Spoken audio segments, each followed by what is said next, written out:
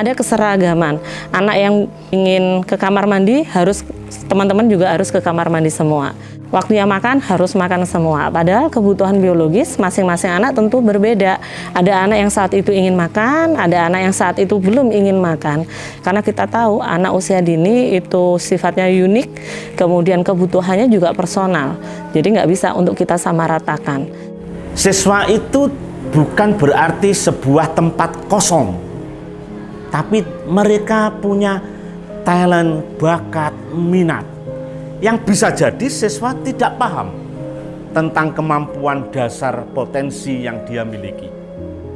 Guru membantu siswa mengidentifikasi, bahkan menemukan bakat minat mereka di mana, potensi mereka di mana, modalitas belajarnya seperti apa. Dan seorang guru harus mampu memberikan pelayanan pendidikan, pembelajaran, pelatihan, bahkan sampai pendampingan kepada mereka agar tumbuh kembang bakat minatnya, agar dia mudah menguasai materi pelajaran sesuai dengan kemampuan dasar yang dia miliki.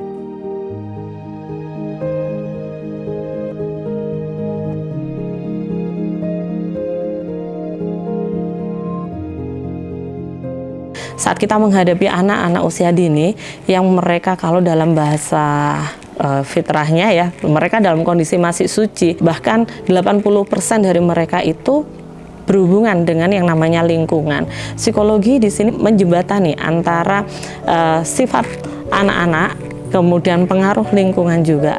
Harapan kami dengan lingkungan yang tepat, ada kolaborasi dari sekolah, dari orang tua, dari lingkungan rumah mereka, terciptanya kesehatan mental yang baik untuk anak-anak, sehingga anak-anak bisa tumbuh paripurna sesuai dengan tugas perkembangannya. Karena kita tahu tugas mendidik anak bukan hanya tugas di sekolah atau di rumah bersama orang tua, tapi tugas mendidik anak adalah tugas sekampung gitu ya, dalam tanda kutip. Artinya semua orang di sekitar anak-anak memiliki peran yang sangat besar dalam memberi pengaruh yang baik untuk anak-anak. Jangan sampai memiliki pemikiran ketika anak sudah usia sekolah, maka tanggung jawab itu begitu saja diserahkan kepada lembaga pendidikan. Haruslah tetap dalam pengawasan, dalam monitoring kebiasaan-kebiasaan anaknya berada di luar sekolah menjadi tanggung jawab oleh keluarga atau orang tuanya. Tentunya masyarakat juga harus memiliki kontribusi tanggung jawab yang sama terhadap perkembangan anak, sehingga anak tersebut yang menjadi anggota keluarga juga siap kelak menjadi anggota bagian dari masyarakat, dan anak itu berkembang sesuai dengan bakat, minat, serta pengetahuan yang telah dia alami. Pendidikan anak usia dini itu berupa kolaborasi. Kami sangat menghargai orang tua yang mau kerja bareng, yang mau berkolaborasi terkait dengan pendidikan anak usia dini. Karena nggak mungkin anak dititipkan kepada kami dan kami menjadi bengkel, dalam tanda kutip ya, menjadi bengkel untuk perbaikan sikapnya, untuk perbaikan kemampuan-kemampuan yang delay. Akan mustahil keberhasilan tumbuh kembang anak tanpa adanya kolaborasi dari pihak kami yang dititipin dan pihak orang tua. Sehingga sebuah keniscayaan kolaborasi antara orang tua dan pendidik, orang kedua ya, di luar orang tua, untuk anak-anak itu sebuah keniscayaan untuk berkolaborasi, dan nanti gongnya anak-anak bisa tumbuh sesuai dengan tahapan perkembangannya.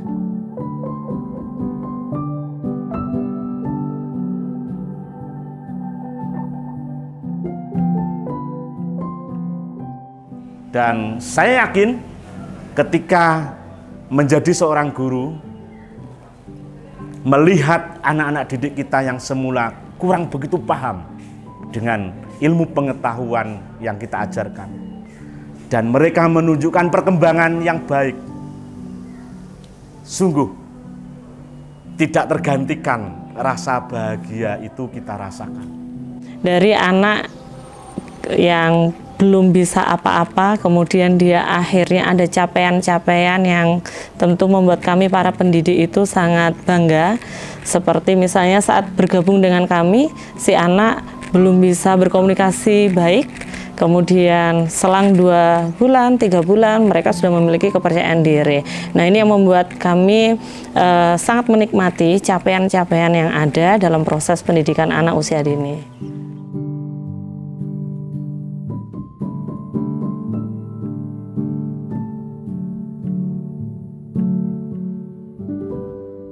Bahwa yang kita lakukan itu tidak harus selamanya membuahkan sebuah prestasi penghargaan, tapi kebermanfaatan itu pasti insya Allah terjadi.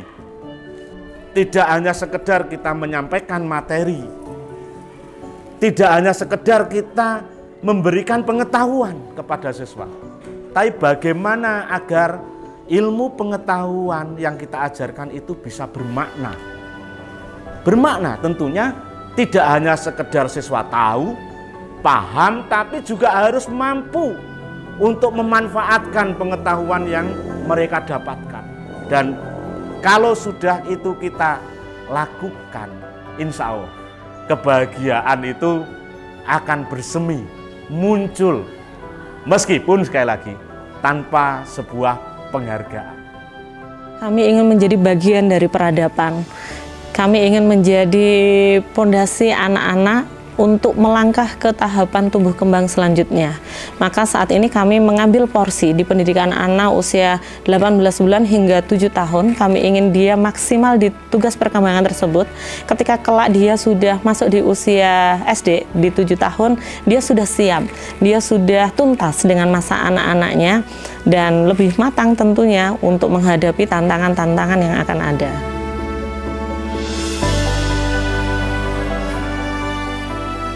Kita harus terus belajar, mengembangkan keilmuan yang kita miliki, disesuaikan dengan situasi kondisi yang kita hadapi.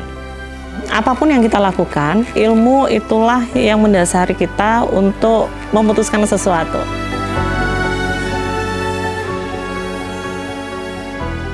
Seorang anak diberikan Allah itu suatu amanah yang harus kita bina, kita rawat, kita jaga, dan kita persiapkan.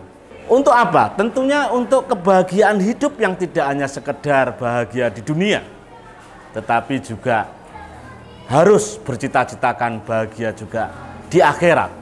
Tidak hanya untuk si anak, tapi untuk si keluarga, bahkan untuk kebermanfaatan bagi masyarakatnya. Semakin kami melangkah jauh, artinya semakin banyak pengalaman yang kami dapat, artinya semakin banyak insight yang kami dapat, semakin banyak belajar pula. Dari ini semua akan muncul sebuah inovasi pembelajaran yang membuat anak bahagia saat bersama kami. Dan kebahagiaan ini tentu yang lebih mahal harganya, dan memang harus diperjuangkan ya kebahagiaan anak-anak ini.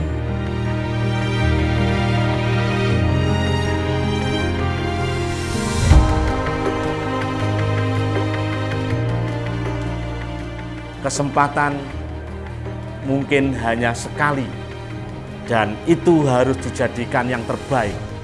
Mengajar, misal pada saat ini ada sebuah kesempatan yang mungkin hanya terjadi saat ini. Kalau kita tidak merencanakan dengan baik, melakukannya dengan sungguh-sungguh, maka mafi faedah, tanpa manfaat.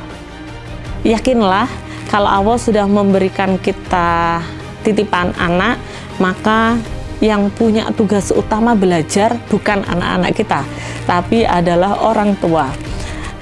Sehingga ada belajar hingga liang lahat. Nah, seyogianya ini adalah pembelajaran kita sebagai orang tua untuk mendidik anak-anak kita. Terus berbuat baik, terus semangat, tidak pantang menyerah terhadap tugas kita sebagai pendidik.